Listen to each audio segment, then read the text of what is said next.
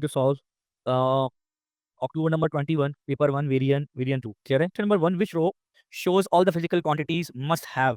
ठीक है? तमाम फिजिकल क्वांटिटीज के पास जो है वो ये चीज़ें होनी चाहिए, मैग्नीट्यूड, डायरेक्शन एंड यूनिट्स। इस पे डायरेक्शन भी ज़रूरी नहीं है डायरेक्शन, लेकिन आई बिलीव के मैग्नीट्यूड एंड यूनिट तो लाजमी लाजमी होना चाहिए। तो C is the correct answer right now, जिसमें यूनिट और मैग्नीट्यूड और डायरेक्शन की जरूरत नहीं है। What is the alternative way of expressing an energy of 43 डेसीजूल? 43 डेसीजूल का मतलब हुआ 43 इंटू 10⁻⁻1 जूल। अच्छा भाई, देख लेते हैं। इसका मतलब है 4.3 जूल। इसको देख लेते हैं। ये मिली है, मिली से पावर 3 कैंसिल हो जाएगी। मिली का मतलब होता है 10⁻³ सो ये 10⁻³ और 10⁻3 ये कैंसिल हो गया, 10⁻0 इज इक्वल टू 1 बनाएगा। सो ये तो कैंसिल 4.3 जूल आ जाएगा। इसका मतलब ए करेक्ट आंसर है। 2 का ए ही करेक्ट आंसर है। क्लियर है? A tennis ball is hit a tennis ball is hit so that it leaves the racket with the velocity at an angle of theta to the horizontal. The vertical component of velocity is v by. What is the magnitude of the horizontal component?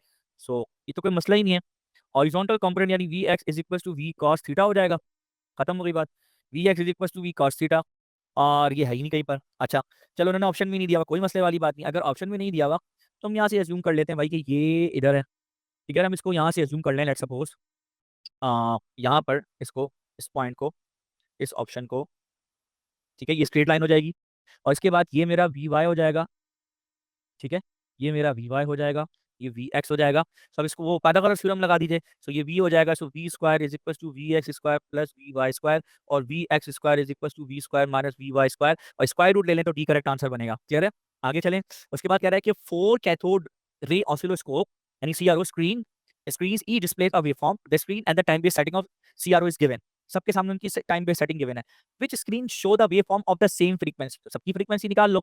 ये क्या है? ये कितना दे रही है? 0.02 seconds पर division. ये एक डिवीजन है। So 1 2 3 and 4। So period is equal to 4 into 0.02 का मतलब हुआ 0.088 सेकंड। सो फ्रीक्वेंसी, अच्छा सेम फ्रीक्वेंसी का मतलब सेम पीरियड है, तो सबका पीरियड निकाल लो। फ्रीक्वेंसी सबकी उन दोनों की सेम हो जाएगी। ठीक है, तो मैं सबका पीरियड निकाल रहा हूँ। अब ये कितना है? ये 1 2, तो दो बॉक्स हैं। 0.04 मल्टीप्लाई बाई 2, 0.08। अब आए बाबू, दूसरे में ही आंसर निकल गया सही। सो 1 और 2 है सेम है। आगे भी देख लेते हैं। पी में देख लेते हैं। तो ये दो बॉक्सेस हैं, तो ये पॉसिबल ही नहीं है। 2 इंटू 0.01 0.02 सेकंड बनेगा, ये नहीं हो सकता। और ये कितना है? तो 1 2 3 4, 4 इंटू 0.08, इसका मतलब हुआ, एक साइकिल का नोट कर रहा हूँ। सो ये हुआ 0.032। ठीक है, 0.0, हाँ 32। तो बल्कि 0.08 है ना, तो 0.32 होगा मेरे ख्याल में। ये जीरो की जगह भी डेसिमल आ जाएगा, तो ये भी नहीं हो सकता, ये भी नहीं हो सकता। 1 और 2 है, तो ए इज द करेक्ट आंसर। ठीक है, 4 का ए है। 5 में देखो, ये दिया हुआ है कि the student measure the time for one complete oscillation of a pendulum of the length L. अच्छा, अपने अपने हाथों में बेटा कैलकुलेटर रखो। ठीक है, द लेंथ एल दी हुई है, उसकी अनसर्टेनिटी गिवन है। तो एक काम करते हैं, बाकी इन दोनों की भी अनसर्टेनिटी पता ही कर लेते हैं। ठीक है,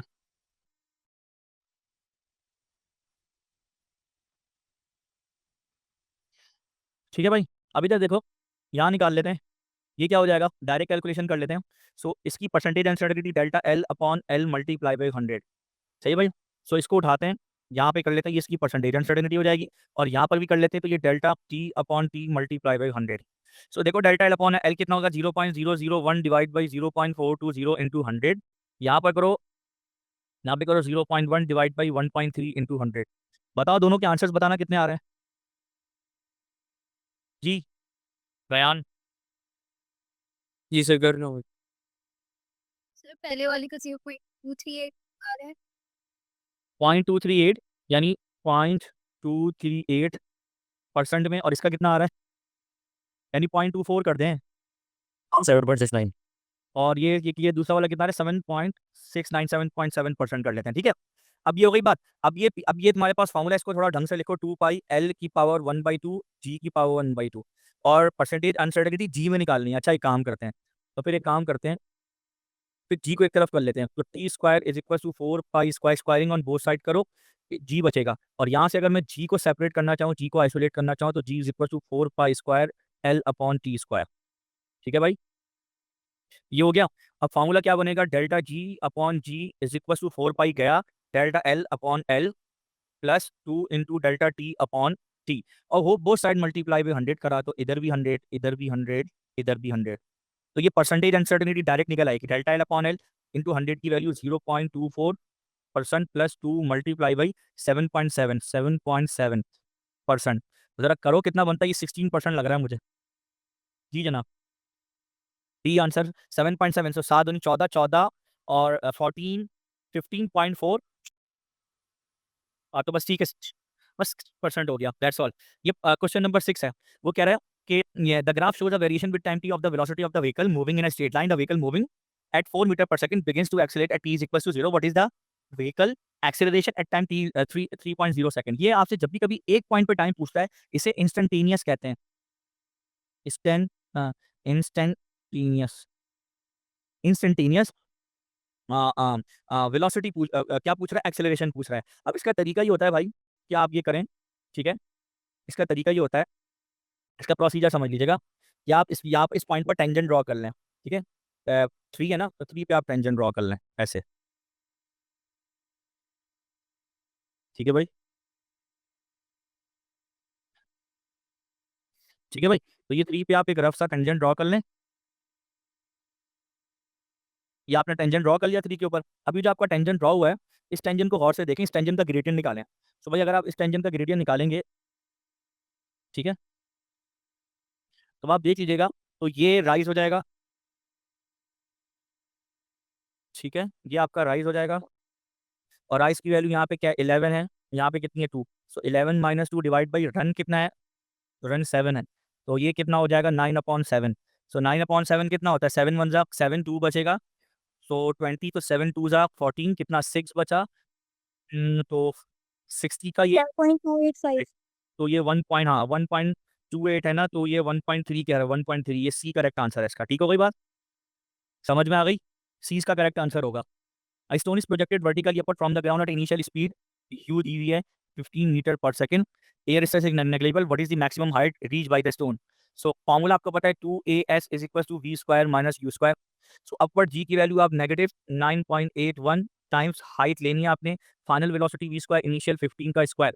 सो ये हो जाएगा 19.62 h नेगेटिव में इज इक्वल टू माइनस का 15 है। तो ये 225 होगा मेरे ख्याल में, देख लीजिएगा। और एच की वैल्यू निकालनी हो तो 225 डिवाइडेड बाई 19.62, बताइए क्या आंसर आ रहा है। सही है, 11 पॉइंट, 6। ठीक है, 11 पे राउंड ऑफ करो, ठीक है, कोई और ऑप्शन भी नहीं है। What is meant by the mass of an object, a property, mass of an property that, ठीक है, property of the object that resist a change in motion, ठीक है, यही है, यही करेक्ट आंसर है। क्वेश्चन नंबर 9 पे चलते हैं। The diagram shows that two parachutists X and Y moving vertically downward. The total mass of the parachute is X and Y, and his parachute is twice the total mass of the parachute is X. अच्छा, इसका twice है मास, इसका मास m है, ठीक है। And his parachute. At this moment, the air resistance on the parachute is Y is twice the air resistance on the parachute is X. इस पे air resistance जो है यानी drag है वो 2d है, इस पे drag d है। Neither parachutist has reached its constant terminal velocity. Which statement describes the acceleration of the Y compared with the acceleration of X? अच्छा, इसमें अगर ड्रैग डबल है, सो वेट तो एक ही है ना, the total mass of the, अच्छा नहीं, वेट एक नहीं है, वेट भी ज़ाहिर है, इसका मास डबल है, तो वेट भी डबल होगा। इसका दोनों की अलग अलग रिजल्टेंट निकालिए ना, इस वजह से सुनना मेरी बात।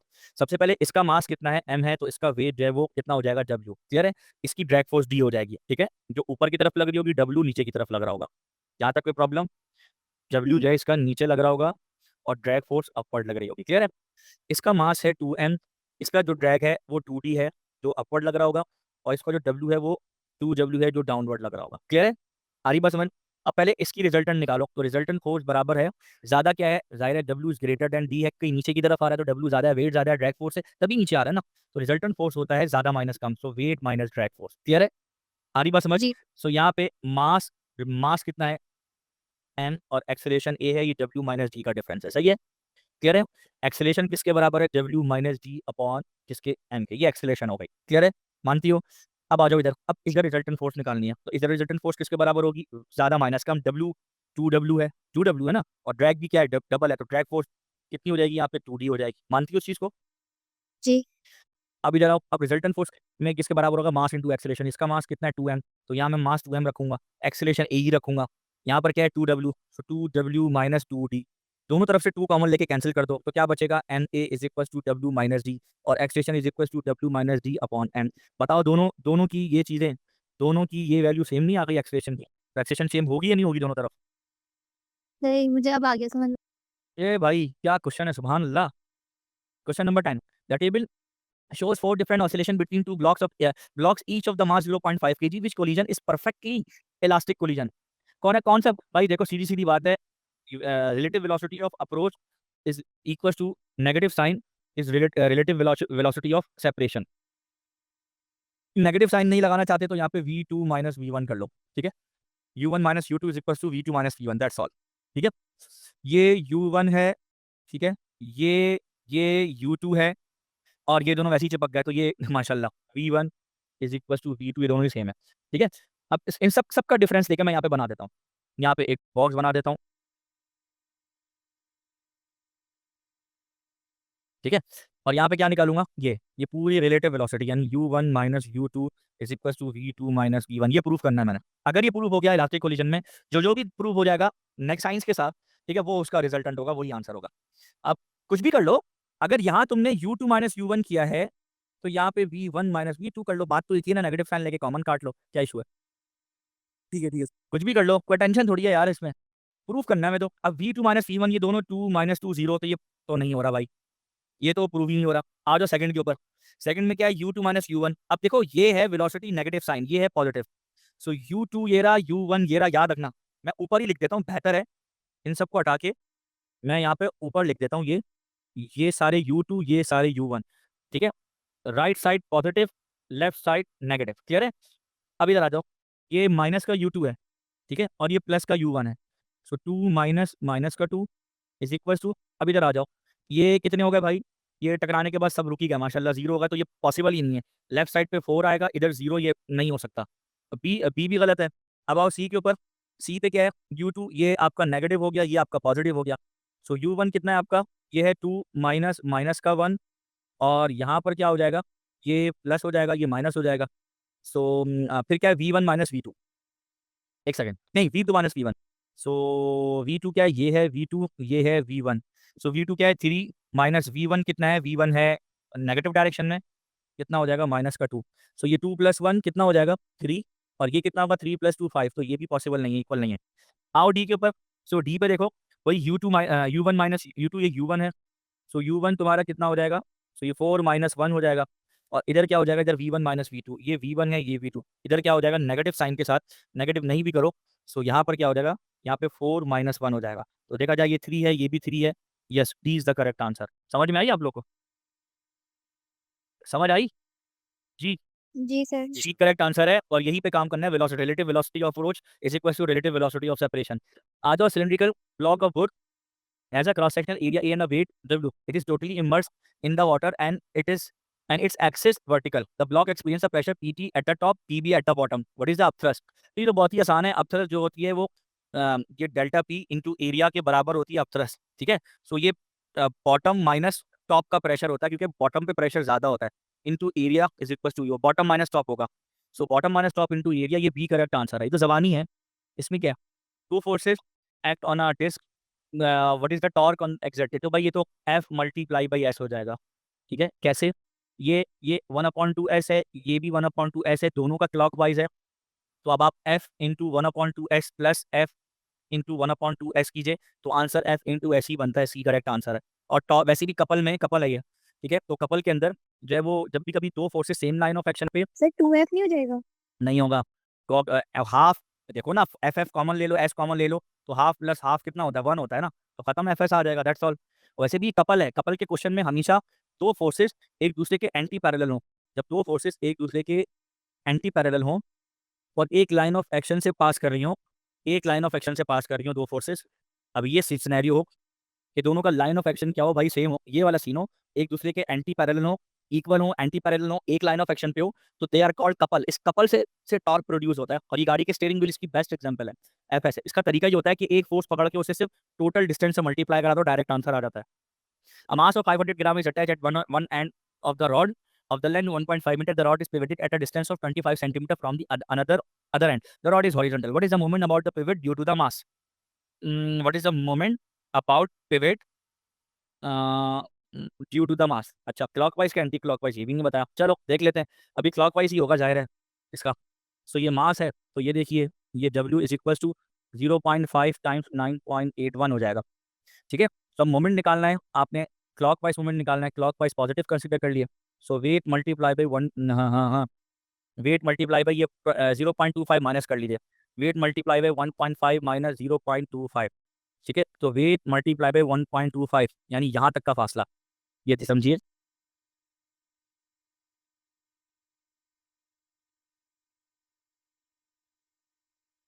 ठीक है भाई, ये आपका हो जाएगा 1.25 मीटर। ठीक है, तो W कितना होगा, 0.5 इंटू 9.81 टाइम्स 1.25, बताइए कितना आंसर हो रहा है। 6.13 6.13, तो 6.1। A beam of QR is held in position by PQ. The structure is used from a crane supporting a stationary load of 4 kilonewton. Shown what is the force exerted by the beam QR on Q. What is the force exerted by the beam QR? Beam QR on, अच्छा कौन सी force पूछ रहा है यार, अच्छा सवाल है। What is the force exerted by the beam? अच्छा, हाँ चलो करते हैं। फोर्स से गेट में तो वेट नहीं होना चाहिए। What is the force, देखो बीम जो है, beam Q R on point Q पे भी एक फोर्स लगाएगा, कैसे लगाएगा बताता हूँ। देखो, एक फोर्स ये वर्टिकल होगी, एक फोर्स ये बीम लगाएगा हॉरिजॉन्टल, नहीं टेंशन, टेंशन नहीं है, एक फोर्स इधर है, एक इन दोनों का रिजल्टेंट है जो इस बीम पे ऐसे जा रहा होगा। बेहतरीन सवाल है। क्यू में जो टेंशन होगी ना, किसमें, पी और क्यू में। बिल्कुल होगी, लेकिन वो मान नहीं रहा। अबे यार, पूछ बड़ा अजीब सा सवाल रहा है, वो वी और एस का रिजल्टेंट पूछ रहा क्यूआर से तो वो वेट अटैच्ड है, तो वो टेंशन लगेगी नहीं उस पूरे पे ही। है। लगेगी क्यों, इधर भी टेंशन होगी, ये इसको खींचेगी अपवर्ड, इधर भी टेंशन होगी, इधर खींचेगी, लेकिन वो ना पी क्यू मांग रहा है ना क्यू से लेके, वो कुछ भी नहीं मांग रहा, वो ये रिजल्टेंट मांग रहा है, एच और वी का रिजल्टेंट मांग रहा है, जो मैं समझ रहा हूँ ये आर पूछ रहा है। वैसे मैं अगर चलो अज्यूम करूँ, अगर मैं आर निकालूं, इस ट्राइंगल से आर निकालूं, जो कि गलत तरीका है, पता नहीं कैसे करवा रहे हैं लोग, मैं तो समझ गया किस तरह से होगा, जो मुझे समझ आ रहा है। तो मैं अगर इसको ट्राइंगल की सूरत में ले लूँगा, मैं तुम्हें दिखाता हूँ, समझाता हूँ। ठीक है, तो इस ट्राइंगल में अगर ये 4, अगर इस ट्राइंगल में ये 4 किलो न्यूटन है, ठीक है, ये 30 डिग्री है, तो ये अगर मैं आर निकालूं, तो sine sine 30 degree is equal to 4 kilo newton divided by R. So R is equal to 4 kilo newton divided by sine 30 degree, तो ये हो जाएगा 8 किलो न्यूटन, जो कि डी करेक्ट आंसर है। आ रही बात समझ में, ये इस तरह से सवाल सॉल्व होगा, तो ये डी करेक्ट आंसर दे रहा है क्वेश्चन नंबर 14 का। ठीक है, आगे चलते हैं। अ metre, a metal cylinder is totally immersed in a water, is hung from a Newton meter. ठीक है, the cylinder of length L is slowly raised vertically. The base of the cylinder moves from line X in the water to the line Y above the surface of the water. The reading R on the Newton meter is recorded. The velocity of the cylinder is constant. Which graph best shows the variation of R with the distance d of the base of the cylinder from the line X? ये R क्या है, R Newton metre की reading है। देखो ये wait है, let suppose wait की value है 100 न्यूटन, सपोज करो अपसर जो है वो अपवर्ड जो है वो एक्ट कर रही है, वो है 20 न्यूटन। ठीक है, सो टेंशन जो इस वक्त तुम्हारी आएगी वो आएगी क्या, वेट माइनस कितनी, weight minus upthrust is equal to tension होगा ना, यानी वेट डाउनवर्ड है इसको, और ये टेंशन तुम्हारी जो है वो अपवर्ड होगी, ये टेंशन, तो tension is equal to weight, तो वेट कितना है 100 minus 20 is equal to 80 newton, तो टेंशन इस वक्त 80 है। ठीक है, अब ये ऊपर जाकर ये आ गया बाहर, ये ऊपर गया, ऊपर आके अब ये आ गया बाहर, जैसे ही ये बाहर आया अपथ्रस्ट हो गई खत्म, हो गई, अब तो पानी में नहीं है, अब अपथ्रस्ट खत्म हो गई, तो अब वेट कितना है बताओ, वेट तो 100 ही रहेगा, 100 न्यूटन, तो अब ये वेट है, अब माइनस क्या हो जाएगी, अपथ्रस्ट 0 हो जाएगी, अब टेंशन कितनी हो गई 100 न्यूटन, तो पहले टेंशन कितनी थी 80, अब टेंशन कितनी हो गई 100, तो टेंशन इंक्रीज हुई या नहीं हुई, तो न्यूटन मीटर की रीडिंग कहाँ आएगी भाई, पहले ऊपर थी अब ऊपर से नीचे आ जाएगी और बढ़ जाएगी, इंक्रीज होगी कि नहीं होगी। जी जी सर, होगी। तो इसका मतलब है ये, अच्छा ये आर क्या है, reading on the newton meter, ये आपका टेंशन देता है, टेंशन बढ़ेगी। ठीक है, तो पहली बात कि टेंशन तो बढ़ेगी। ठीक है, अच्छा शुरू में जब तक पानी के अंदर है तब तक ये कांस्टेंट रहेगी टेंशन। सवाल है कांस्टेंट क्यों रहेगी, उसकी वजह है क्योंकि अपथ्रस्ट भी पानी के अंदर जब तक है तब तक कांस्टेंट रहेगी, जैसे ही पानी के बाहर आएगी तो अपथ्रस्ट खत्म हो जाएगी। ठीक है, जैसे जैसे ये बाहर निकल रहा होगा अपथ्रस्ट खत्म होती चली जाएगी और टेंशन बढ़ती चली जाएगी। तो अब इधर देखो, ये शुरू से लेकर जब तक पानी के अंदर से बाहर निकल लो, ये अपथ्रस्ट को बढ़ते हुए दिखा रहा है, यानी कि ये उसको न्यूटन मीटर की रीडिंग को बढ़ते हुए दिखा रहा है, नहीं, ये पानी की सरफेस है, ये सरफेस है, ये वाला पार्ट, ये सरफेस है, ये सरफेस है, ये सरफेस है भाई। आ रही बात समझ में, तो शुरू में सरफेस तक आते-आते तो आपकी जो है वो रीडिंग एंड टेंशन है, इसको मैं टेंशन लिख देता हूँ। टेंशन की रीडिंग सरफेस तक तो कांस्टेंट है, तो बी और ए तो वैसे ही गलत होगा। सी और डी पे आते हैं। अब जैसे ही सी पर आए तो सी का मतलब ये है कि अब ये जो है ना ये कंटेनर, ये आधा आहिस्ता-आहिस्ता बाहर निकल रहा है। तो जैसे-जैसे बाहर निकल रहा है, तो इसका जो नीचे वाला हिस्सा है ना, ये वाला हिस्सा, यानी ये वाली जो हाइट है, ये कम होती चली जा रही है। जब ये हाइट कम होती है, तो अपट्रेस भी क्या होता चली जाएगी, कम होती चली जाएगी। जब अपट्रेस कम होती चली जाएगी, तो टेंशन क्या होती चली जाएगी, बढ़ती चली जाएगी। तो इधर आओ, इन दोनों हिस्सों में टेंशन क्या हो रही है, बढ़ रही है। लेकिन यहाँ पर टेंशन लीनियरली स्ट्रेट लाइन में बढ़ रही है, यहाँ कर्व में बढ़ रही है। कर्व में जब बढ़ती है, जब B is directly proportional to under root D हो, यानी ये जो टेंशन है वो डायरेक्टली प्रोपोर्शनल टू डिस्टेंस हो, अंडर रूट ऑफ डिस्टेंस हो, जबकि ऐसा नहीं है। जब tension is directly proportional to directly distance है, डायरेक्टली डिस्टेंस है। तो ये स्ट्रेट लाइन यहाँ से लेकर यहाँ तक जो है वो स्ट्रेट लाइन के तौर पे बढ़ेगा, और उसके बाद जब बाहर निकल गया एक दफा, तो अब वो टेंशन जो है वो कांस्टेंट हो जाएगी, खत्म हो गई बात। सी करेक्ट आंसर है इसका। क्लियर है? आ रही बात समझ? जी। जी सर। अच्छा, अब ये डायरेक्ट ये स्क्वायर रूट वाला कहाँ से आया, तो भाई टेंशन का फॉर्मूला क्या था, डब्ल्यू माइनस अपसरस।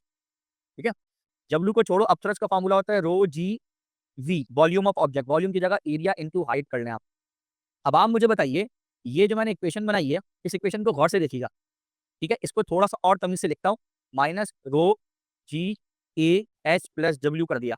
अब इस इक्वेशन में ये आपका वाई एक्सिस है, ये आपका एम एक्स है, और ये क्या सी है। इसका मतलब ये हुआ कि यहाँ से लेकर यहाँ तक जो भी लाइन आप बनाओगे, उस लाइन के एक्स एक्सिस पे आपने क्या रखा है, एच रखा है, या डिस्टेंस डी रखा है। यानी डिस्टेंस डी यानी हाइट जो बढ़ा रही है वो रखा है ना आपने। ठीक है, तो ये लाइन अच्छा, और जो ग्रेडियंट आपको जो भी देगा उसको तोड़ दो। इसका मतलब और से देखो, ये टेंशन और ये जो हाइट है, इन दोनों में जो रिलेशन है वो लीनियर रिलेशन है, तभी y is equal to M X plus C वाली लाइन फुलफिल हो रही है यहाँ पे। सो लीनियर रिलेशनशिप है, लेकिन टेंशन कभी भी यहाँ पर स्क्वायर रूट ऑफ एच नहीं है, नहीं है ना। और याद रखना, ये वाला जो कर्व बनता है ना, वो हमेशा स्क्वायर रूट ऑफ एच का बनता है। देखो मैं बना के दिखाता हूँ कैसे। ये जो कर्व होता है स्क्वायर रूट का होता है। इधर देखो, अब मैं इक्वेशन बना रहा हूँ यहाँ पर, y इज इक्वल टू, ठीक है, y इज इक्वल टू, ठीक है, h two r t square root of x. हाँ भाई, समझ आई आपको बात? ये जो मैं उर्दू में बोल रहा हूँ, समझ आया? y इज इक्वल टू क्या रखा, अंडर रूट एक्स रखा। तो अगर एक रिलेशनशिप दूसरे से स्क्वायर रूट के टाइम हो, तो उस एक्स की जो ग्राफ बनता है वो इस तरह का बनता है। अभी तुम ये देखो, जो तुम मेरे से भी क्वेश्चन पढ़ रही हो, ये वाला पार्ट वो नहीं है, y is directly proportional to under root x का ग्राफ नहीं है, ये वाला पार्ट है कि नहीं है। इसका मतलब है ये रिलेशनशिप यहाँ पर अगर y एक्सिस पे t है और x एक्सिस पे तुम्हारा डिस्टेंस d है, तो t is directly proportional to d नहीं बनेगा, बनेगा ना। इसका मतलब है यहाँ स्क्वायर रूट का तो कहीं है ही नहीं ना, इधर स्क्वायर रूट नजर आ रहा है, नहीं है। इसका मतलब ये वाला पार्ट तो नहीं हो सकता, तो ये लीनियर रिलेशनशिप वाला ही पार्ट बनेगा। सी करेक्ट आंसर है। आ रही समझ में बात? जी सर। अब क्लियर हुआ? Yeah, a ball is thrown vertically upward into the air. It rises to the top of its path before beginning to fall vertically downward. ठीक हो गई बात? Top of the path, midpoint of the path, starting position नीचे है, ठीक है? A ball is thrown vertically upward into the air. It rises to the top of the path before it beginning to fall. Assuming that the gravitational potential energy of the ball is zero at its starting point. यहाँ पे G, P, T की value जो है मान लो 0 है, तो kinetic energy maximum होगी फेंकते हुए। हम ये अज्यूम करेंगे कि उस वक्त काइनेटिक मैक्सिमम होगी, तो यहाँ पर क्या काइनेटिक क्या होगी भाई? Maximum. As it rises, the kinetic energy is transformed into gravitational potential energy. अच्छा, देख लेते हैं आगे। अच्छा, which is incorrect, not correct का मतलब इनकरेक्ट, तो इसका मतलब ए सही है तो ये गलत हो जाएगा। एट द आंसर भी है, ठीक है। अब मैं बताता हूँ, आते हैं object slide with constant velocity across the horizontal sheet of ice, the friction is negligible, ठीक है। अच्छा, a constant horizontal force of 2.1 newton which can apply to the object. अच्छा, initial direction of the object कहाँ है, upward है। The constant across the horizontal sheet of ice, the friction is negligible, friction is negligible, constant horizontal force of 2.1 newton is can apply to object, ठीक है। A short term after applying the force, the object reaches at point X at a distance of 4 meter from its position when the force was first applied. Force ऐसी है, यूं जा रही है, तो force का कंपोनेंट इस एक्सिस पे निकालना पड़ेगा, वो कोई टेंशन नहीं है। तो ये हो जाएगा 2.1, और उस प्रोजेक्शन गिलाएंगे तो cos 30 डिग्री, तो 2.1 cos 30 degree whole multiply by 4, 27। 7.27 का मतलब 7.3, सही है ना। सी करेक्ट आंसर है, ठीक है। कैसे निकाला भाई? वर्क डन का फॉर्मूला होता है work done is equal to F P cos 30 degree cos theta. ये फोर्स और डिस्प्लेसमेंट दोनों एक डायरेक्शन में होने चाहिए। अभी तुम्हारा डिस्प्लेसमेंट इस डायरेक्शन में, लेकिन फोर्स नीचे वाले डायरेक्शन में। फोर्स नीचे है, मेरी बात ध्यान से सुनना, अभी फोर्स तुम्हारी क्या है, नीचे है। इस एक्सिस पे फोर्स है और डिस्प्लेसमेंट उस एक्सिस पर है, क्या करो, या तो इस 4 का प्रोजेक्शन नीचे गिराओ, यूं ट्राइंगल बना लो, ठीक है, तो 4 cos 30 डिग्री करो, तो इसका प्रोजेक्शन इस वाले उसके ऊपर 4 cos 30 कितना होता है, जरा बताना, 4 cos 30 कितना होता है, 4 cos 30 इस 4 का इस लाइन पे सीधी 3.64 मीटर होगा, 3.46 फोर 46 मीटर इस डायरेक्शन में होगा।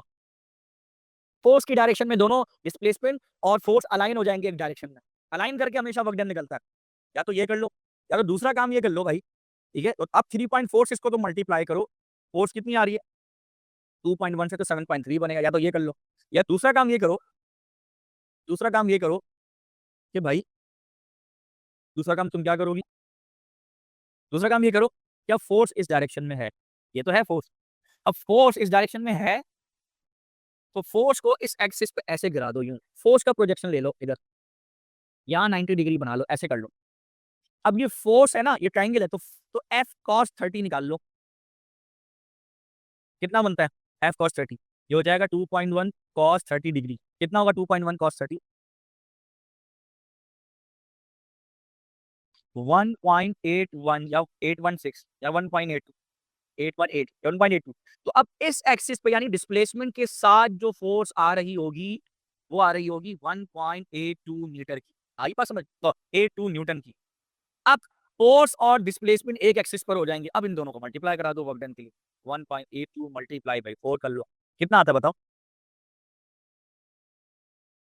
7.8 आ गई, 7.3, दोनों तरीके से ही है, या तो उसका प्रोजेक्शन नीचे गिराओ या नीचे का ऊपर गिराओ, दोनों के एक एक्सिस पे अलाइन कर दो, दोनों एक ही एक्सिस पे होंगे तो रिजल्ट सेम आएगा, एनर्जी सेम आएगी, क्लियर है, अभी बात समझ, आप इधर आ जाओ, ठीक है, question number 3, energy conversions inside the power station burning fossil fuel can be simplified as shown, ठीक है, chemical energy, W thermal energy, X electric energy, Y, ठीक है, विच एक्सप्रेशन गिव्स द एफिशिएंसी, तो एफिशिएंसी क्या होगी भाई, इलेक्ट्रिकल एनर्जी फाइनल यही है ना, और टोटल एनर्जी इनपुट ये है, तो Y अपॉन W, ये करेक्ट आंसर हो जाएगा।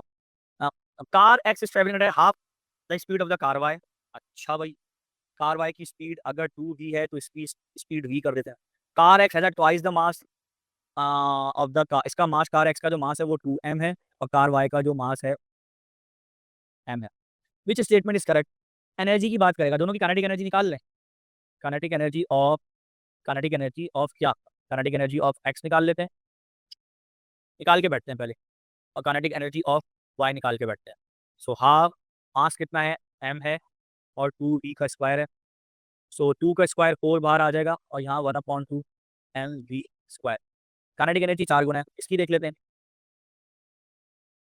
इसका मास कितना है 2m है, ठीक है, और वेलोसिटी हाँ हाँ हाँ हाँ एक्स की वेलोसिटी v थी यार, एक्स की वेलोसिटी v थी, मास 2m का, देखो यार कर दी ना गलती, एक्स की वेलोसिटी कितनी थी 20 थी, मास 2m था, तो ये 2 आ गया और half mv square, kinetic energy of x जो है वो 2 टाइम्स है, और वाई की निकाल लेते हैं, वाई की हाफ, मास इसका कितना है, मास m है, वेलोसिटी 2v का स्क्वायर है, सो ये 4 और ये हाफ mv स्क्वायर, ठीक है, तो वाई की काइनेटिक एनर्जी जो है वो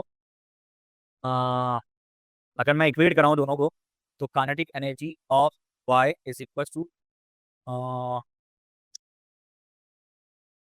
twice of the kinetic energy of X, ठीक है, वाई की काइनेटिक एनर्जी एक्स से ट्वाइस है, तो इस हिसाब से, और मतलब एक्स की अगर मैं मिसाल के तौर पर 10 जूल है तो मल्टीप्लाई बाई 2 करेंगे तो वाई की आ जाएगी, हाँ वाई की 20 आ जाएगी, तो एक्स की आधी है, हाफ है, और वाई की कितनी है, वाई के कंपैरिजन में एक्स की हाफ है, तो ए करेक्ट आंसर है, पढ़ लो, ए कार एक्स ऐसी half the kinetic energy of car Y, ठीक है, अगर इसकी 10 जूल होगी 2 से मल्टीप्लाई करने पर 20, तो कार वाई की डबल है, तो ए करेक्ट आंसर है, सही है, समझ आई, जी सर।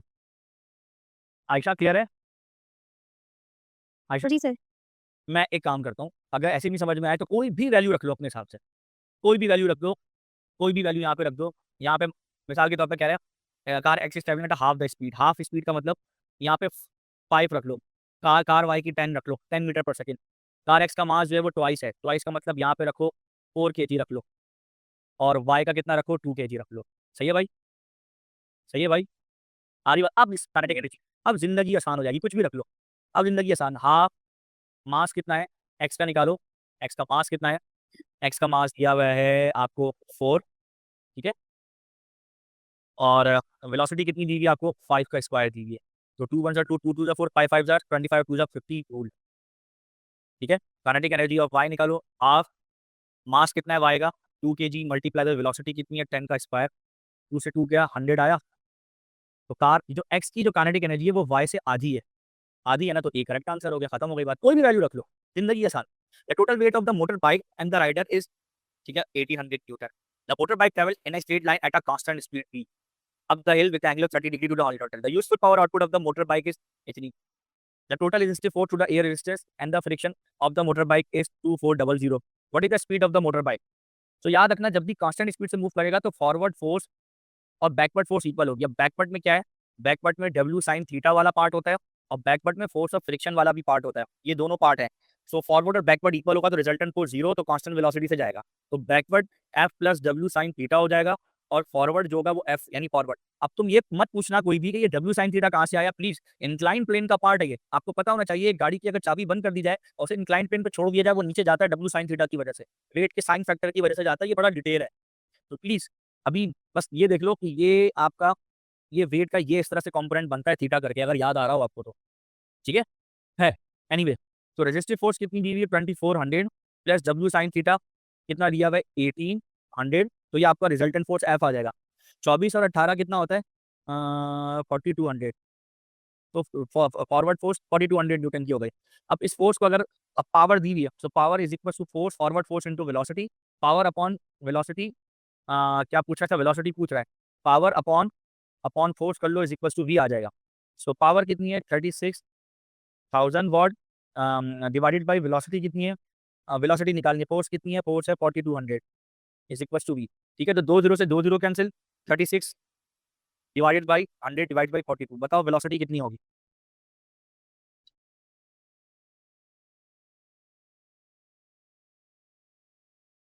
यार कोई एक प्रॉब्लम आ रही है, 36,000 है, 2400 है, तो 2400 1800 कितना होता है 4200। अरे यार एक जीरो ज़्यादा कर दिया, देखो ना यार, अच्छी बात है, ये एक जीरो और जाएगा। हाँ आप करो 360 डिवाइड में 42 करो, तो ये कितना आएगा, ये आएगा 8.57, ए करेक्ट आंसर हो जाएगा। सही है बच्चा लोग, सही है।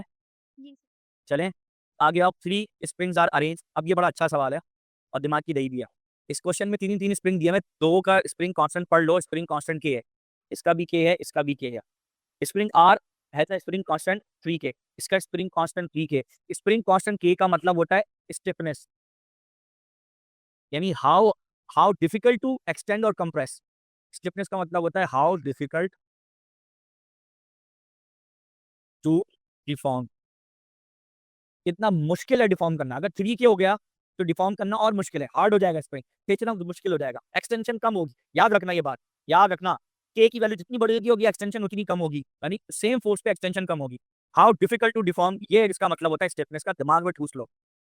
अब जो कह रहे हैं कि इन सबको जोड़ दे तो बताया टोटल एक्सटेंशन कितनी होगी, what is the increase in overall length का मतलब होता है एक्सटेंशन पूछ रहा है, एक्स पूछ रहा है। अच्छा पहले तो एक स्प्रिंग को लगाओ, अगर एक स्प्रिंग को लगाऊंगा तो स्प्रिंग कांस्टेंट के है, स्प्रिंग कांस्टेंट अगर के है एक्सटेंशन एक्स है, वेट डब्ल्यू है, ये चीजें याद रखना। अगर मान लो इसके साथ पैरेलल में एक और स्प्रिंग जोड़ दें, सेम एक ही जैसा, और एक ही लोड लगा दें। अब बताओ कि अगर पहले अकेला था ये, यहाँ पहले ही अकेला था, इसमें अगर 4 सेंटीमीटर की एक ही वही सेम लोड लगाया 10 न्यूटन वाला, यहाँ भी 10 न्यूटन लगाया, तो पहले अगर इसमें एक स्प्रिंग में 4 सेंटीमीटर की एक्सटेंशन थी, अब 2 पैरेलल में लगाती है, तो पैरेलल में लगाने से ये जो एक्सटेंशन पहले एक पर 4 सेंटीमीटर की थी, पैरेलल में लगाने से वो एक्सटेंशन डबल हो जाएगी, आधी हो जाएगी, क्या होगा, आधी हो जाएगी। आधी हो जाएगी। ये अब 2 मिलके खींच रहे हैं, दोनों ने वो लोड डिवाइड कर लिया, तो एक्सटेंशन दोनों पे कितनी हो जाएगी, आधी हो जाएगी। जब एक्सटेंशन आधी हो जाएगी तो खींचना मुश्किल होगा कि आसान हो जाएगा, ये बताओ, खींचना मुश्किल हो जाएगा या आसान हो जाएगा। आसान नहीं हो जाएगा। हाँ एक्सटेंशन अच्छा ये की वैल्यू डिवाइड हो जाएगी तो के सही से स्टिफ हो जाएगा। स्टिफ हो जाएगा, ज्यादा हार्ड, ज्यादा डिफिकल्ट हो जाएगा, यानी के की वैल्यू क्या हो जाएगी तुम्हारे हिसाब से, इंक्रीज हो जाएगी। आ रही समझ में बात, क्लियर है। सो अगर यहाँ पे के है, यहाँ पर भी के है, इसका मतलब है पैरेलल है, इसका मतलब है कि स्टिफनेस आपकी जो है वो इंक्रीज होगी, यानी 2K हो जाएगी, ठीक है। मैं ऐसे समझा रहा हूँ, यानी इन दोनों का अगर रिप्लेस करूंगा एक स्प्रिंग से तो उसकी स्प्रिंग कांस्टेंट 2k हो जाएगा, याद रखना। क्लियर? समझ आई? जी सर। नहीं आई समझ? आगे आगे। इनकी स्प्रिंग कांस्टेंट 2k हो जाएगा। अब आओ एक्सटेंशन से। अच्छा एक चीज, दूसरी चीज, मुझे बताओ एक्सटेंशन कितनी हो जाएगी? आधी, यानी 4 से इसकी 2 सेंटीमीटर हो जाएगी, इसकी भी 2 हो जाएगी, ऐसे ही है? ठीक है। तो अब मान लो पुरानी पुरानी एक्सटेंशन को मैंने x कंसीडर किया था, तो अब जो जो इनको पैरेलल में लगाया तो ये वाली दोनों एक्सटेंशंस कितनी हो जाएंगी? ये भी x/2 हो जाएगी, ये भी x/2 हो जाएगी, ऐसा ही है? जी। अच्छा हम दोनों की x/2 है, हम जब मेजरमेंट करते हैं, मेजरमेंट करेंगे, तो जरा बताओ हम दोनों की काउंट करेंगे या एक की काउंट करेंगे? दोनों की करेंगे शायद। अच्छा, प्लस करेंगे। एक ब्रिज है, उसके नीचे 4 पिलर है और 3 पिलर है। थर्मल एक्सपेंशन होता है गर्मियों में, और तीनों तीनों में 3 मिलीमीटर का इजाफा हो जाता है हाइट में। तो बताओ ब्रिज हाइट में कितना ऊपर जाएगा? 9 मिलीमीटर। अब आए ना ऊंट पहाड़ के नीचे हैं, अब आए ना ऊंट पहाड़। यहाँ पे तुमने जब वो एक ही काउंट किया, यहाँ पे तीनों काउंट क्यों किए? करो जरा, करो ना। नहीं सर, वो एक ही। हाइट तो सेम रहेगी ना स्टैंडर्ड। एग्जैक्टली यहाँ पर भी जब तुम्हारी एक्सटेंशन, गौर से सुनो, यहाँ पर भी तुम्हारी एक्सटेंशन इसमें भी आधी हुई है, इसमें भी आई, तो दोनों ने अपनी हाइट कम कर ली, तो देखा जाए तो हाइट तो एक ही की काउंट करेंगे ना, डिस्टेंस तो ओवरऑल एक ही का काउंट करेंगे ना यार, बात समझो। समझ। एक्सटेंशन भी एक ही का काउंट होगा, दोनों का थोड़ी होगा। तो इसका मतलब इन दोनों की वजह से, जो टोटल इन दोनों की वजह से, ये जो दोनों लगे हुए हैं आपके, इन दोनों की वजह से एक्सटेंशन x/2 और इसमें भी x/2 है, तो एक का काउंट करोगे, दूसरे का नहीं करोगे। आप समझो इधर जनाब, क्लियर है? बात तो वही है, तो x/2 है तो एक का काउंट। अच्छा अब ये 3k, सुनना, 3k का मतलब क्या है कि स्प्रिंग कांस्टेंट और बढ़ गया, बढ़ने का मतलब स्टिफ हो गया, यानी हार्ड हो गया खींचना। अब W इज इक्वल टू क्या होता है, यानी F इज इक्वल टू क्या फॉर्मूला है? kx, यही है, यही है। सुनना, अब उसने क्या किया, इस k की वैल्यू को स्लाइस कर दिया, 3 गुना कर दिया। अब 3 गुना करने से दो दो फैक्टर होगा, या तो फोर्स भी 3 गुना हो जाएगी, लेकिन मजे की बात, वेट या फोर्स है वो 3 गुना तो नहीं हो रहा।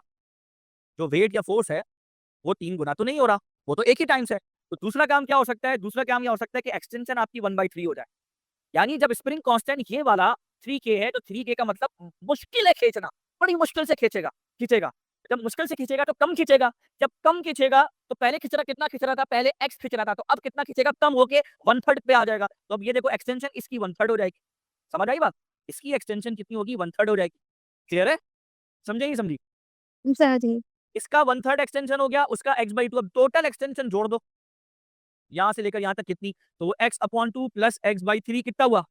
ये हो जाएगा 6। हाँ, अरे यार कितनी हो जाएगी भाई? ये हो जाएगी 5x/6। निकाल लो इसका कैल्शियम, कैल्शियम निकालते हो ना भाई, निकालो, ऊपर वाले को सॉल्व करो। कैसे सॉल्व करो वो भी बता देते हैं, चले भाई। ये वहाँ ये यहाँ, तो ये 3x plus 2x divided by 6, 5x/6 हो गया। अब तुम्हारा रिजल्टेंट कितनी आई है? टोटल एक्सटेंशन कितनी आई है? 5x/6। अब x किसके बराबर होता है भाई? तुम्हें पता है कि W is equal to, Hooke's law लगाओ, W इज इक्वल टू क्या होता है? F is equal to kx, और x is equal to W/k। तो यहाँ पे करो 5/6 मल्टीप्लाई बाई W/k, तो ये 5W/6k, ए करेक्ट आंसर हो गया। और बोलो भाई, और बोलो, समझ आया? जी जी, आ गया। वैसे भी ये 5/6 पे ये बन गया था तुम्हारा, 5/6 का आंकड़ा आ गया था, दिमाग तो इधर ही लग गया, आ गया सवाल का आंसर। तब द मेटल वायर, ठीक है, is attach to a fixed point and hangs vertically. Masses are then suspended from the wire. ठीक है, assume that the cross section of the wire remain constant. A stress strain curve of wire is plotted. What is represented by the shaded area? Shaded stress और strain का shaded area क्या देगा? चलो देख लेते हैं। अगर मैं shaded area दिखाऊं स्ट्रेस और स्ट्रेन का, तो ये 1/2 है, तो ये एरिया क्या देगा? अच्छा जरा स्ट्रेस देखते हैं, तो वो फोर्स पर यूनिट एरिया है, और स्ट्रेन जो है वो, स्ट्रेस स्ट्रेन जो है वो E/ओरिजिनल लेंथ है। ये F मल्टीप्लाई बाई एक्सटेंशन क्या है? अगर मैं करूँ ये एक्सटेंशन, या ई के बजाय चलो एक्स कर लेते हैं, ऊपर एक्स है ये वाला पार्ट, ठीक है। सो देखो, अगर मैं इसका ये कर्व बनाऊँ ना, एक्स वर्सेस एफ का, सो यहाँ पे ये जो ग्राफ है इसका, ये जो ग्राफ है इसका अगर एरिया निकालूँ तो स्ट्रेन एनर्जी देगा, और ये एनर्जी होती है हाफ एफ एक्स के। तो देखो ऊपर जो है ना हाफ एफ एक्स है, ऊपर स्ट्रेन एनर्जी आ जाएगा, और नीचे एरिया इनटू लेंथ है, ये वॉल्यूम बनाएगा, strain energy per unit volume. Strain energy, cross sectional area, volume, T correct answer आ रहा है। सही है भाई, strain energy per unit volume देगा। ठीक है, आ जाओ 23 के अंदर विच रॉ इज करेक्ट, अगर फोर क्या the table contains description and example of the way which row is correct. अच्छा, oscillation are parallel to the direction of energy transfer, gamma नहीं, गामा ट्रांसफर्स है, ये भी ट्रांसफर्स है। Sound जो है वो परपेंडिकुलर है, तो oscillation perpendicular direction of energy transfer sound wave. Oscillations are perpendicular to the, नहीं परपेंडिकुलर नहीं है, पैरेलल आएगा। ये भी गलत है, ये भी गलत, ये भी गलत, टी करेक्ट है। गामा रेज है परपेंडिकुलर। परपेंडिकुलर कैसे भाई, ये इस तरह से अप एंड डाउन होगा। ठीक है, वाइल पार्टिकल जो है वो ऊपर नीचे मूव करेंगे, ऊपर नीचे मूव करेंगे और एनर्जी ऐसे ट्रैवल करेगी, तो परपेंडिकुलर 90 डिग्री बनाएंगे, तो डी करेक्ट आंसर है। A sound wave from the loud speaker is reflected back along its original path by reflector. Microphone is initially at point X where the sound is initially at minimum. Minimum का मतलब है ये सारे notes बने हुए हैं। ठीक है, आप नोट्स कर लो, यहाँ से यहाँ, यहाँ से यहाँ, फिर फिर फिर 10, अब बाकी आगे बना दो, जो है खत्म। तो ये लैम्डा बाई टू, ये लैम्डा बाई टू, ये लैम्डा बाई टू, ये लैम्डा बाई टू, ये लैम्डा बाई टू, तो ये हो जाएगा 3 2 5 5 लैम्डा बाई टू। इसकी टोटल लेंथ कितनी दी हुई है 70.0 centimetre. Microphone is move towards the reflector and passes through the 4 more 1 2 3 4 and 5। ठीक है, in more intensity minima until reaching the fifth minimum at point y, the distance x y 70 centimetre, what is the wavelength. कुछ भी नहीं है, D होगा। हाँ हाँ, D ही होगा। डी है। Lambda is equal to 2 into 70 divided by 5, so ये 28 ही बनेगा, डी करेक्ट आंसर है। ठीक है, आ जाओ नेक्स्ट के ऊपर। अ train travels in a straight line at a constant speed v, ये ट्रेन की स्पीड है vs। A train horn continuously emit the sound of frequency, ये उसकी एक्चुअल फ्रीक्वेंसी है। A stationary observer stands next to the train track. The train approaches the stationary observer, passes him and then moves away. Train करीब आई फिर दूर चली गई, दो अलग अलग केस मिला दिए इन्होंने। तो ट्रेन करीब आई फिर दूर चली गई, डॉपलर इफेक्ट में दो कंडीशन है, दो केसेस हैं। जब करीब आएगी तो फ्रीक्वेंसी ऊंची सुनाई देगी, दूर जाएगी तो फ्रीक्वेंसी कम सुनाई देगी। What is the maximum difference between the frequencies, यानी करीब जाना और दूर आते हुए जो फ्रीक्वेंसीज में डिफरेंस है, वो आप बताइए मैक्सिमम डिफरेंस। ठीक है, तो मैक्सिमम डिफरेंस जो हम जो है वो इस पर वर्किंग कर लेते हैं। So speed of the sound we दी हुई है, सो मैक्सिमम डिफरेंस के लिए दो फ्रीक्वेंसीज निकालिए। सबसे पहले जब टूवर्ड्स करीब आ रहा था उस वक्त की निकालिए, so v upon v minus v s whole multi, जैसा आपने पहले करवाया था। दो दो बनेंगी। और ये कह रहा है करीब आ रहा है फिर दूर जा रहा है, दो कंडीशंस है। सो ये कितना हो जाएगा तुम्हारे पास, तुम्हारी हो जाएगी 340 डिवाइडेड बाई 340 माइनस कितना हुआ 30 होल मल्टीप्लाई बाई फ्रीक्वेंसी कितना हुआ 2400। तो यहाँ से एक निकालिए, फिर ये एफ ओ टू निकालिए, ये अवे के लिए होगा जब दूर जा रहा होगा। सो ये क्या होगा v upon v plus v s whole multiply by f actual, तो ये हो जाएगा 340 divided by 340 plus 30 whole multiply by 2400। मुझे ज़रा बताइए, और फिर इन दोनों का डिफरेंस ले लीजिए। ठीक है, इन दोनों का डिफरेंस ले लीजिए, ये आपका एफ ओ वन यानी f o one minus f o two का प्लीज ज़रा डिफरेंस दिए डेल्टा एफ, ये बताइए क्या आ रहा है। ख्याल है 426 आ रहा है मेरा, तो 426, ये 430 बन जाएगा, टी करेक्ट आंसर होगा। जी भाई, सी करेक्ट आंसर होगा, दोनों का डिफरेंस निकाल लो, सी करेक्ट आंसर आएगा। Electromagnetic wave frequency 30 terahertz are in vacuum, in which region of 30 tera का मतलब होता है 30 इंटू 10 की पावर 12, तो पावर 14 तो विजिबल रीजन होता है। ये अल्ट्रावायलेट लग रही है मुझे, नहीं देखना पड़ेगा। 400 से 700 नैनोमीटर विजिबल रेंज है, सो देख लेते हैं। Wavelength is equal to, wavelength क्या फ्रीक्वेंसी गिवन है ना, सो यहाँ से ज़रा वो निकाल लेते हैं, वेवलेंथ निकाल लेते हैं इस फ्रीक्वेंसी पे। तो v is equal to c is equal to f lambda होता है, सी अपॉन फ्रीक्वेंसी 3 इंटू 10 की पावर 8 डिवाइड बाई फ्रीक्वेंसी कितनी है 30 इंटू 10 की पावर 12 है। सो ये 3 से 3 कट गया, 10 की पावर 13 हो जाएगी, ये 10 की पावर हो जाएगी -8 माइनस 13 कितना होता है -5। तो अगर मैं इसको नैनोमीटर्स में कन्वर्ट करना चाहूँ तो यहाँ प्लस -4 कर दूँ +4, तो ये 10,000 नैनोमीटर होगी, जो कि ग्रेटर देन 700 है। तो इसका मतलब ये इंफ्रारेड पे जाएगी, ए करेक्ट आंसर है। माइक्रो पे नहीं जा सकती, माइक्रो जो है वो 10 की पावर -2 और -1 पे खेल रही होती है, तो ये इंफ्रारेड होगी, पक्का इंफ्रारेड है। 10,000 जो है 10 की पावर 4 जो जा रही है नैनोमीटर्स में, ये इंफ्रारेड है। और ये विजिबल रेंज है, विजिबल रेंज 400 से 700 के बीच होती है, यानी विजिबल रेंज जो होती है 400 से 700 के बीच है।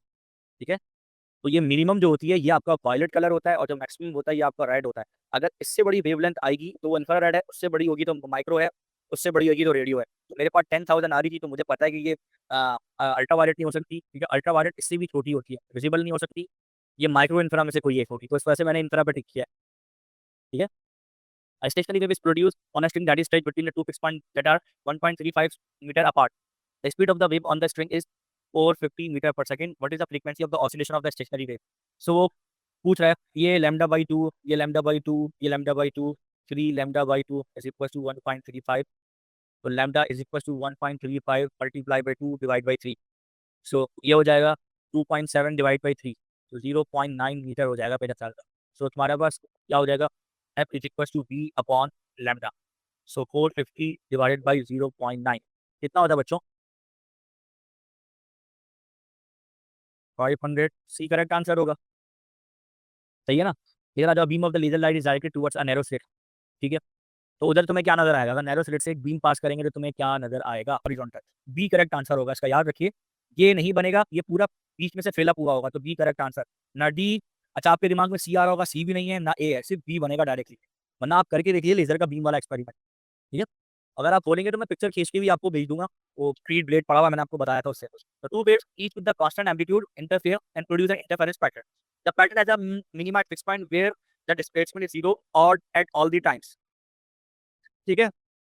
Which statement describe the two wave, ठीक है, कौन सी स्टेटमेंट जो है वो दो वेव्स को डिस्क्राइब करती है, that they must be coherent end of the same amplitude. बिल्कुल सही है, ए ही करेक्ट आंसर होगा।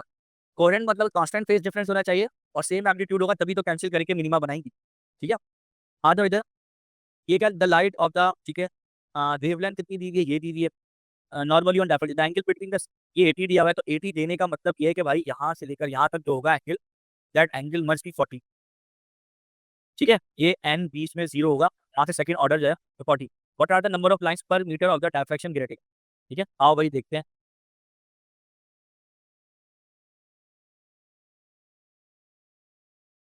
ठीक है।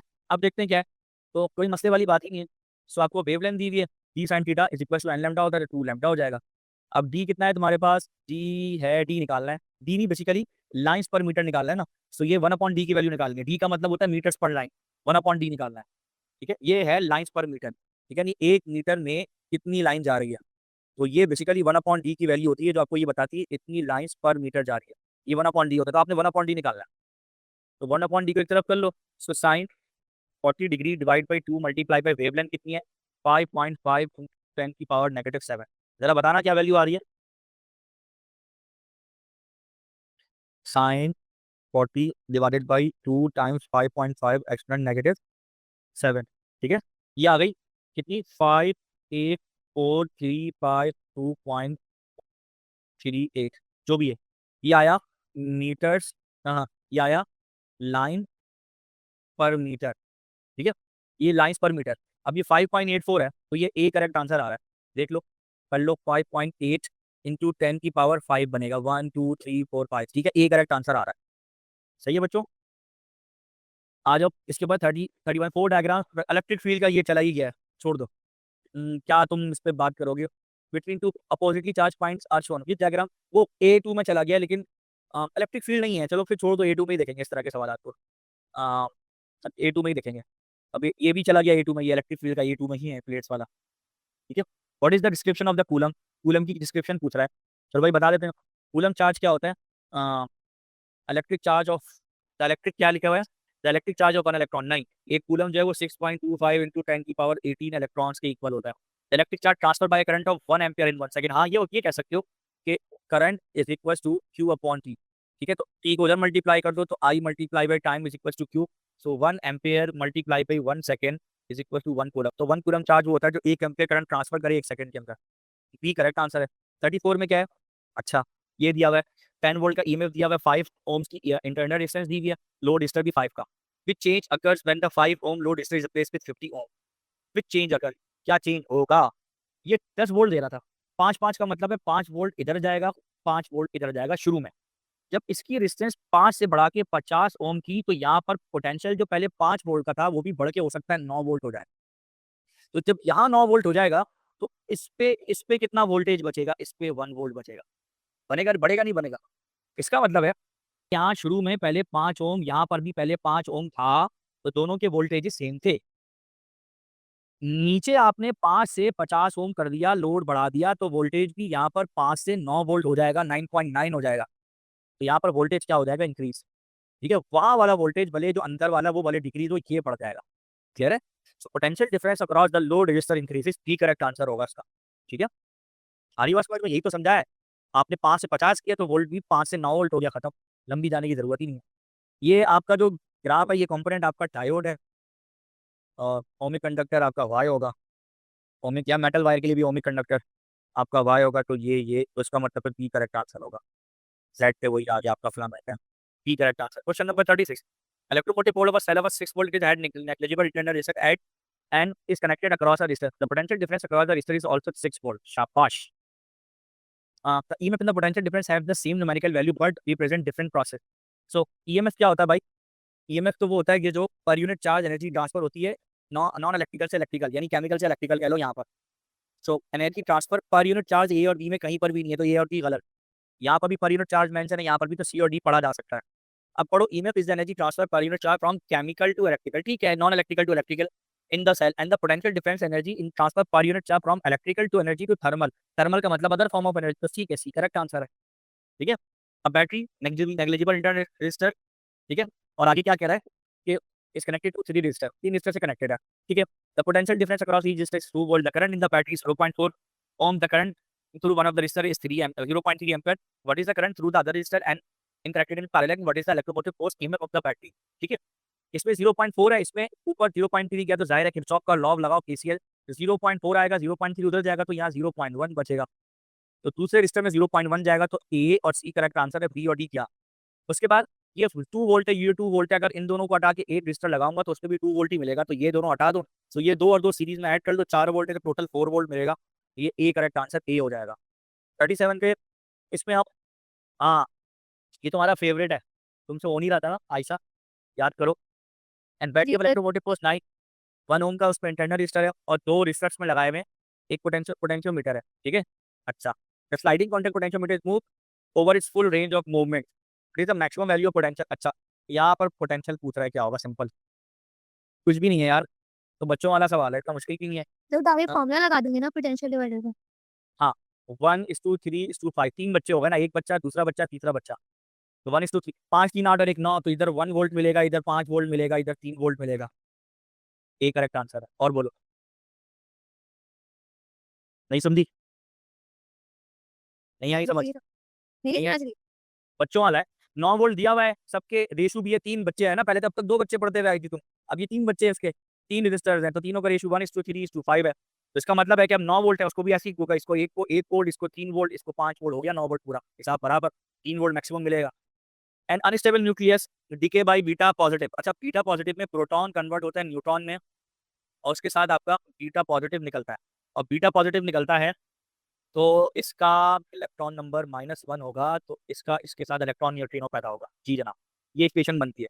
Which statement is correct? And anti neutrino is also emitted. बिल्कुल, anti neutrino, a neutron changes into proton, ये भी ठीक है, नहीं गलत है ये। मास एनर्जी इज कंजर्व, वो तो वैसे ही होता है भाई। The nucleon number is not conserve, ये क्या मजाक है? हाँ, न्यूक्लियन नंबर इज, नहीं न्यूक्लियन नंबर, अच्छा, विच विच स्टेटमेंट इज करेक्ट, वो कह रहा है कौन सी स्टेटमेंट करेक्ट है? एंटी न्यूट्रिनो नहीं, एंटी न्यूट्रिनो नहीं, न्यूट्रिनो प्रोड्यूस होता है, तो ए तो गया। न्यूट्रॉन चेंजेस प्रोटॉन, नहीं proton change, mass energy is conserve, ये तो होगी last. The nucleon number is not conserve, नहीं नहीं, इज कंजर्व, कंजर्व, ई भी गलत हो गया, सी सही है। मास एनर्जी इज कंजर्व, वो हमेशा ही कंजर्व होगा, वो E is equal to mc² से निकलता है, मास जितना कन्वर्ट होगा एनर्जी में, जितनी लैकिंग होगी वो एनर्जी में चली जाएगी। विच statement is incorrect? An anti neutrino is a fundamental particle, an electron is made up of quark and anti quark. ठीक है, neutrino is the electron, neutrino is compose of 3 quarks. अब बिल्कुल आखिरी क्वेश्चन है, क्योंकि ये सही है, ये भी सही है, और ठीक है, ये भी सही है, तो ये भी गलत, बी ठीक है, तो बी गलत है, इसलिए सही है। ठीक है, तो ये 40 का ये हो गया। ठीक है बच्चों, और कुछ करवाना है तो बता दो, नेक्स्ट क्लास में इंशाल्लाह वो कर दूंगा।